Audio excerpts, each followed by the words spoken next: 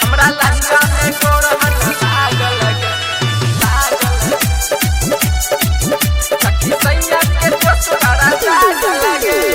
Music director Mithilesh भोजपुरिया, Angika recording studio, Rupauli, Purnia, Bihar. मांगे है साथी रोज गे खोजे रोजे रोज गे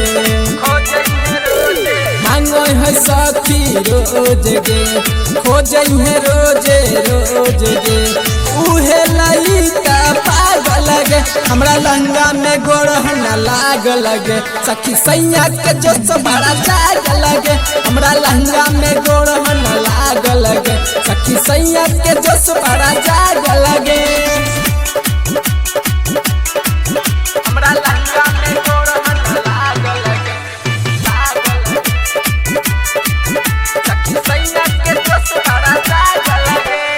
कुछो नहीं बुझे हमारा हाल गे सखी छुए लागल पिया मोरा गाल गे सखी कुछो नहीं बुझे हमारा हाल गे सखी छुए लागल राजा मोरा गाल गे सखी उहे के पीछे लागल गे हमरा लहंगा में गोरहन लागल गे सखी सैया के जोश बड़ा जागल गे हमरा लहंगा में गोरहन लागल गे सखी सैया के जोश बड़ा जागल गे। अंगिका रिकॉर्डिंग स्टूडियो, रुपौली, पूर्णिया, हमरा बिहार। लहंगा में गोरहन लागल लगे सखी सैया के दोसरा लागल लगे।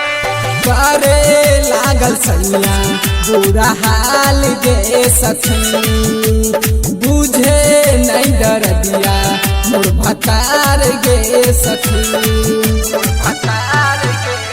करे लागल सैया बुरा हाल गे सखी बुझे नहीं डर दिया मोर भतार गे सखी कहे चंदन जी उता पागल गे हमरा लहंगा में गोरहन लागल गे सखी सैया के जोश बड़ा जागल गे हमरा लहंगा में गोरहन लागल गे सखी सैया के जोश बड़ा जागल गे सैया के दोसरा लागल लगे।